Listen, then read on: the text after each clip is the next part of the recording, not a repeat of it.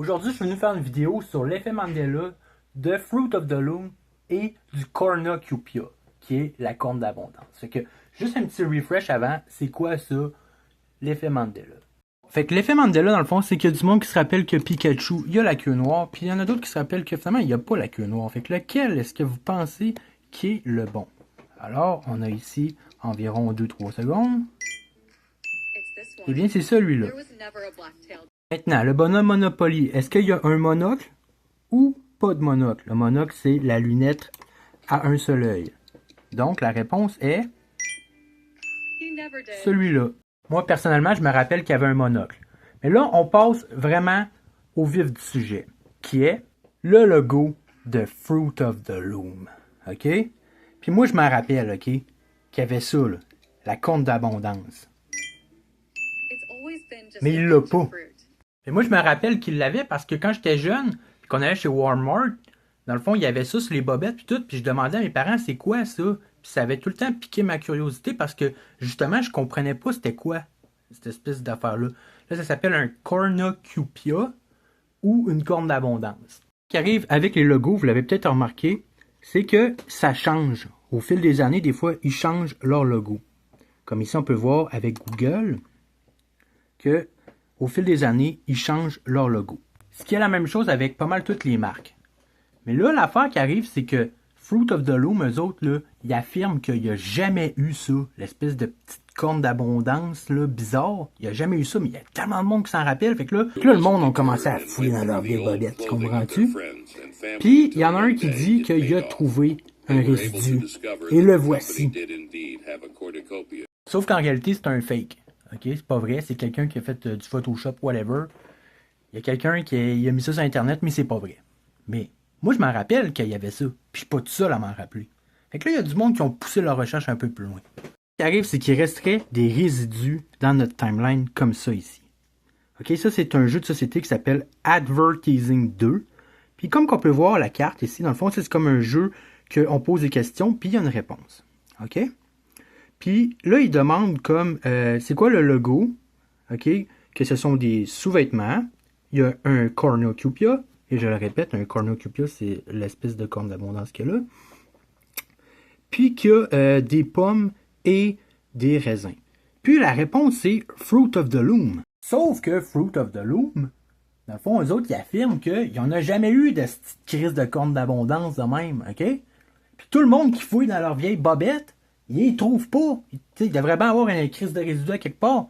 Mais il reste des résidus comme ça sur des jeux de société puis des espèces de trucs obscurs. Puis là, on va regarder la vidéo justement de la fille qui découvre ça.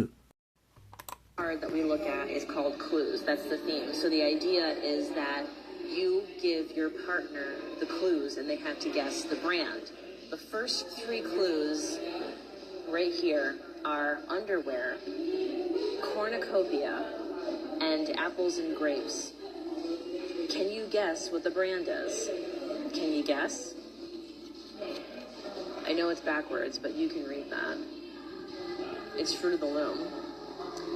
This is from 1991. That proves that there was always a cornucopia in the Fruit of the Loom logo as far back as 1991.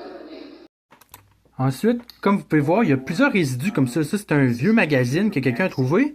Tu sais, on voit ici la personne qui est déguisée justement en corne d'abondance. Pourquoi se déguiser en corne d'abondance s'il n'y en a jamais eu? Tu sais, vous comprenez? En faisant la vidéo, j'ai trouvé une meilleure vidéo de ce que je vous ai montré tout à l'heure, qui est à l'endroit. Alors, la personne aussi a le jeu. Underwear, cornucopia, apples and grapes, Fruit of the Loom. Comme vous pouvez voir. Card 74. Je vais vous montrer cette vidéo-là d'un gars qui regarde justement le trademark de la marque. Fruit of the Loom trademark that mentions a cornucopia. All of this information can be found at the U.S. Patent and Trademark Office website, uspto.org. They have this really useful trademark search where you can search every existing trademark. So don't just listen to what I or another creator tells you. Go to this website and check for yourself. Let's look at the trademark in question. This is a canceled trademark for a Fruit of the Loom laundry detergent that never took off. And as you can see from the graphic attached to the trademark, there is no cornucopia. However, if you look down here under mark information, you will see a series of design codes. These design codes are not a literal description of what's in the logo, but instead are actually used to search so you can find if the logo that you're trying to trademark is too similar to somebody else's logo. Filing a trademark can be expensive and time-consuming. This search exists to save you that time and money. Now you'll see it does mention design code 050914, baskets of fruit, containers of fruit, cornucopia, corn of plenty. This is the smoking pew-pew that everybody's talking about. This is the government documents that prove the cornucopia. Bien entendu, l'effet Mandela, il y en a plusieurs. Un bien populaire aussi que je vous ai pas montré. Dans le film Star Wars, moi je me rappelle que Darth Vader, il dit à Luke Skywalker, Luke, je suis ton père. Mais il dit même plus Luke, je suis ton père. Puis il dit juste, je suis ton père.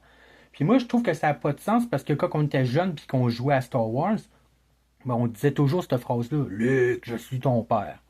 Fait que là, moi, j'ai trouvé de quoi qui expliquerait peut-être c'est quoi ça, l'effet Mandela. Pourquoi? Moi, j'ai pendant longtemps pensé que c'était parce qu'il faisait des voyages dans le temps puis qu'il changeait la réalité. Mais il y a quelqu'un d'autre qui a parlé de réalité fractale. On regarde ça. Ce serait qu'avec les vieux cellulaires, on serait capable d'obtenir une autre réalité. Comme on regarde.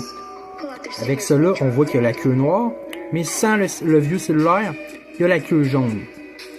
Ce qui amène toujours plus de questions que de réponses. On a ici Febreze. Moi, je me rappelle que Febreze avait 2 E. Ça fait bizarre, mais il semble Febreze avec juste un E. Fait que... Dans le fond, selon la théorie, si on en regarde avec un vieux cellulaire comme ça, on serait supposé le voir avec 2 E. Terminé en beauté avec le cornucopia, the fruit of the loom.